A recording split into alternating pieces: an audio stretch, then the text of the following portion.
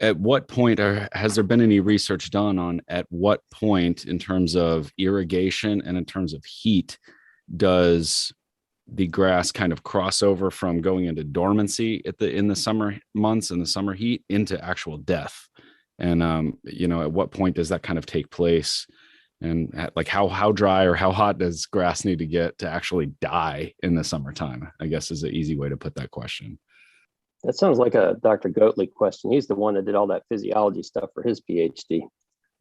Yeah, but it's a great question, and it's another one of those, as Dr. Bigelow said, it depends. I think you can look at data that and Kale and some of my other colleagues here are probably doing similar type trials. Paul has it naturally with getting so little rain, but in Virginia, if we're going to test drought stress, we have to put up rainout shelters.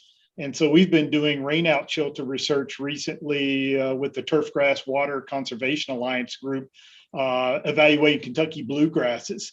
And the genetics in these bluegrasses that as we dry them down, there are very distinct differences in the dry down rate of which they retain their color going into the drought.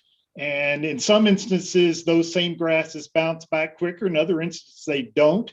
And I always tell people that you need to look at those types of data and what we see in terms of which ones survive, which ones bounce back. We're looking for the best of both worlds, but sometimes in those varieties, you're not going to pick up one that both retains its color longer and then comes back quicker. You might, but it's not always absolute that works that way. But that's what I tell people to look at is we've got data that are out there between NTEP, between TWCA, that we can kind of point people in the direction of which grasses will give us that longest lasting color response and hopefully bounce back quicker.